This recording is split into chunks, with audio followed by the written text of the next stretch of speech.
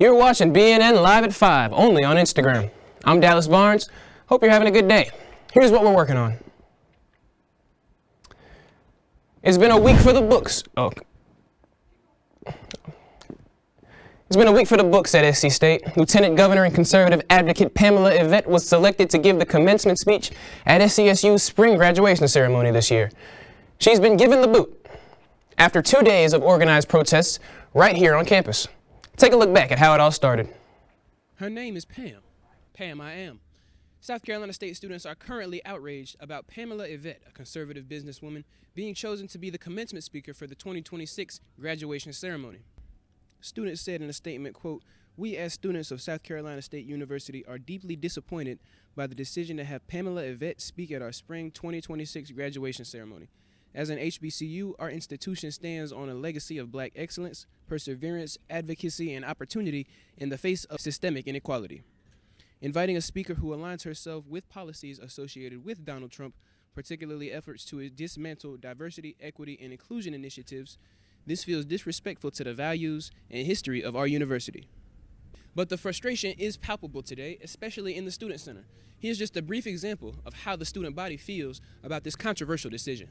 She supports Trump and ICE and doesn't support DEI, and I feel like if you don't support those things, why would you even want to speak at an HBCU if the students don't want her? And I feel like anybody could have assumed that the students wouldn't want her. Why would this have even happened in the first place? As a senior, trying to get to the graduation line, we don't want to hear from an outsider as much as more as an insider who's been through the processes of what we've been through, or even an alumni of South Carolina State itself. On April 28th, Pamela, who is the current Lieutenant Governor of South Carolina, went on Fox News and had this to say in response to the controversy at SC State. "I must be doing something right because woke mobs are coming after me for being a champion of eliminating radical DEI scams on college campuses. As of right now, another speaker has not been selected to give the commencement speech, although plenty of prominent voices have expressed their interest in giving the speech online. BNN will announce the new speaker when one is confirmed. After SC State President Alexander Conyers made an announcement that he rescinded the invitation for Lieutenant Governor Pamela Yvette to speak at graduation, students cheered in relief. BNN's Kimora Aiken was on the scene with student reaction. Kimora? Hello, Dallas. President Conyers came outside the administration building to talk to the student body. Here is what he said. As you can imagine, I did not even know you were in the building. So I don't know how anyone can confuse that with being a mob. What I saw yesterday, what I saw today, college students exercising their free rights, one that I swore to protect, one that I served 28 years in the Army, willing to give my life for. So how someone can confuse what happened, and perhaps because that person wasn't here, and that person got second or third hand information. But I certainly sat in a 2-hour cabinet meeting yesterday without even knowing students were downstairs. So again, what you have done for the past 2 days, I must admit, you've done exactly what I did some 35 years ago here as a student on this same grounds. Now, with that being said, we can't pull back what's out on social media. We can't pull back what people think. But I certainly don't want people to think that the students here at South Carolina State University, future educators, doctors, lawyers, attorneys, scientists, business owners, are thugs, or think that they're a mob. And I welcome anyone on this campus, in this state, in this nation, to come onto this campus and have a constructive dialogue, exchange ideas and viewpoints with our students, with you. Because I know, I've watched many of you for 4 years now, and I know that you can hold your own against the best of them. And with that being said, I know the temperature in the country now, and because of what's out there now, I don't want anyone showing up on this campus thinking that something is different and not knowing what those thoughts may lead to. And I certainly would never intentionally place our students, our faculty, or our staff, or our visitors in harm's way. And with that being said, because of that, because of the unknown, because of we don't know how everyone thinks, I've made the decision to rescind the invitation to the Lieutenant Governor to speak at your commencement.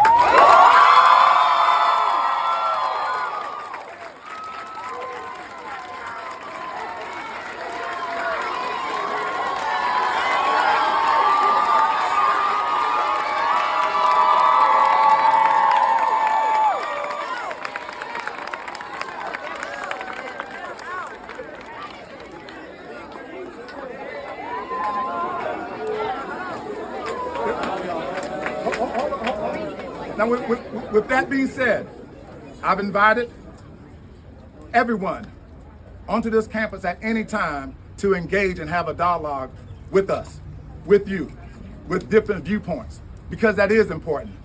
But graduation is not the time for that. So we will not have that graduation at that graduation. Again, you've heard my statement. For my student leaders, where are my student leaders? But the ones that our SGA president, vice president, CAB president, the entire E-board, your royal court, I want you to know that they've advocated for you. They've expressed your concerns to me, and I've listened to those concerns, and I've made a decision, and we will continue to go forth and do great things. So again, my student leaders, if you would like to have a one-on-one with me, we will continue to do that like we always do. But at this point, I will not take questions. As you can imagine, students had a lot to say about this recent decision from the president. Students I talked with recently shared with how they felt about the administration and how they felt upon receiving the news about the withdrawal of the commencement speaker. Who am I here with today? Hi, my name is Chris Zora Muck, Alicia Danqua, Sierra Cornell. I'm a junior here at South Carolina State University. And Ms. Zora, I have a question for you today. How do you feel after hearing this, the president speak, and after hearing that we will no longer have her come and speak as the commencement speaker here on campus? Yes, I want to say I'm extremely grateful. I'm not even graduating this year. I just want to prepare for next year. I did not want a speaker to come here that did not believe in anything that we believe in or represent here at the school. But I do want to say I still am disappointed in the decision to even allow her to come and speak to us.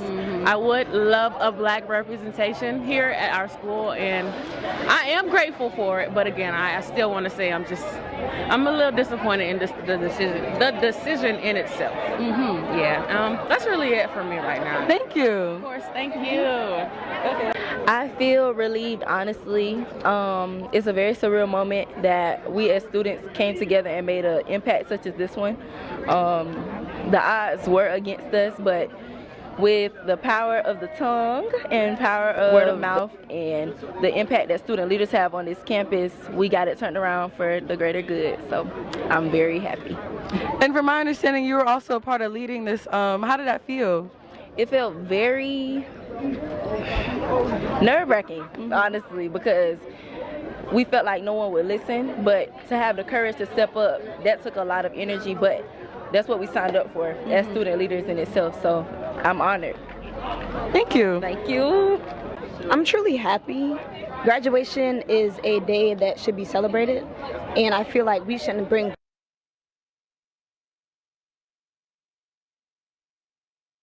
politics into us graduating. You know, that's a very exciting day of our lives. We're graduating college. That's a big deal. We're about to step into the real world. That should just be a day for us to celebrate. And I just want to encourage y'all to... There's no word on who will be the next commencement speaker, which is on Friday, May 8th at Oliver C. Dawson Stadium.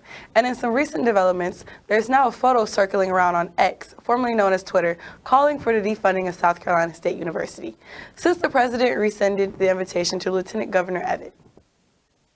The letter was signed by at least 9 state House members. Part of the letter reads, "We are hereby requesting that no funding for South Carolina State University be included in the second version of the budget. There's no reason why state tax dollars should continue to fund a state institution where not all South Carolinians are welcome," end quote.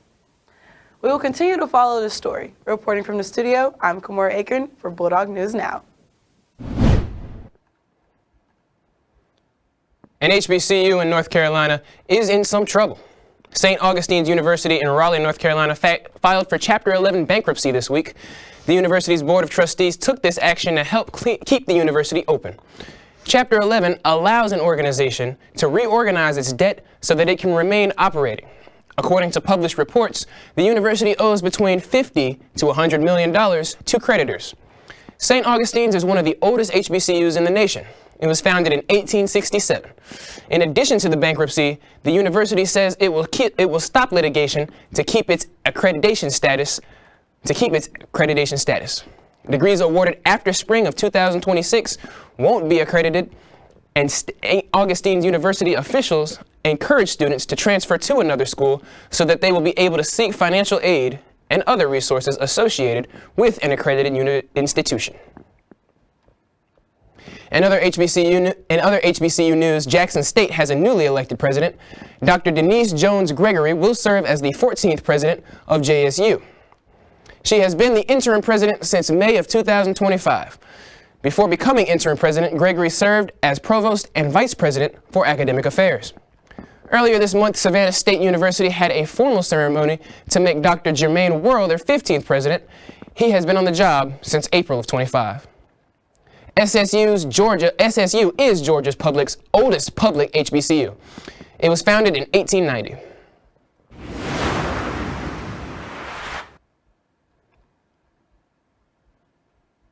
In just a few weeks, many SC State students will be heading into their summer break.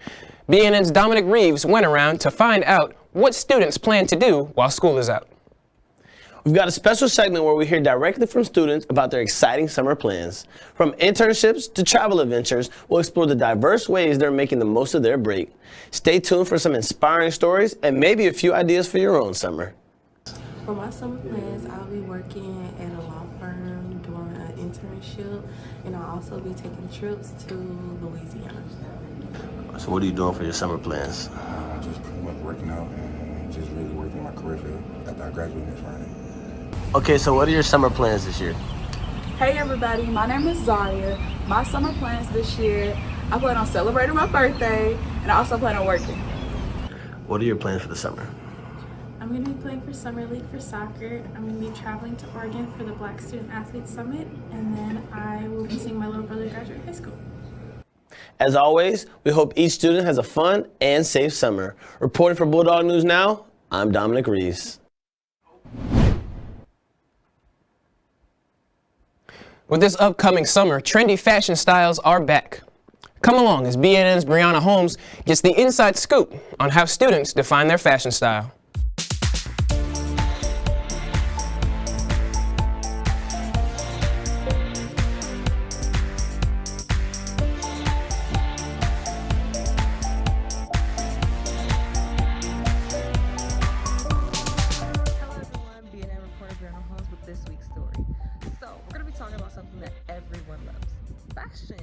Fashion is a form of self-expression and a way students can become confident.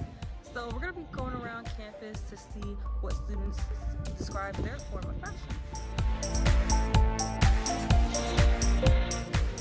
Right now, I'll say my style is very like streetwear, but at the same time, I can be versatile and different avenues for different areas. It's really just I don't care what I put on for the day and go. I would describe it with like, it's mixed with like everything, but like, it's mostly heavily decayed on like streetwear. So for me, I would describe my fashion as like more like streetwear. I'm really inspired by like A$AP Rocky and just stuff I see like on TikTok and like Instagram. My favorite's pretty casual, really relaxed. It's more so just any type of streetwear. And has it changed since coming to state? Absolutely. I feel like there's so many different inspirations on campus that it's hard not to take inspiration from other people. I describe it as very much streetwear. Like to keep it cool and simple, not too much. Students are taking the campus by storm on showcasing their sense of style. From strutting on the catwalk to shutting it down on the stage, students definitely know how to make a statement and own every moment with confidence. Also for summer almost coming up, I've seen a lot of style tips and fashion inspo on Pinterest and Instagram, where the girls are getting into capri jeans, a retro Y2K top, kitten heels, and of course jewelry to top it off. For the men, I've seen the 3/4 shorts, in which I call them long shorts, vintage graphic tees, and Birkenstock shoes. I absolutely love summer fashion and can't wait to put on my summer wear for this upcoming June. Reporting for Bulldog News Now, I'm Brianna Holm.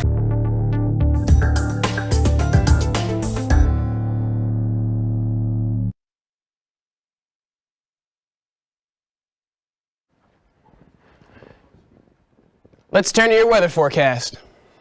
You are taking a live look at the Charleston Bridge. We see some traffic and sunny skies. BNN's Dominic Reeves has your weekly weather report.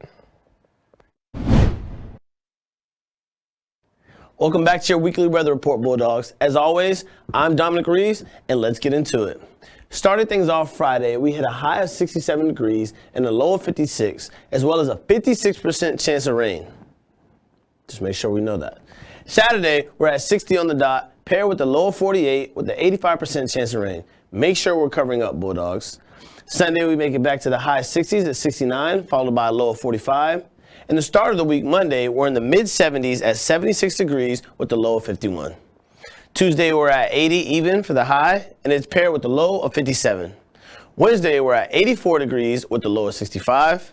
And rounding out the weather report, Thursday is at 77 degrees with the low of 51 and a 66% chance of rain. That's all for this week, Bulldogs. Thanks for tuning in, and this is Dominic Reeves with BNN.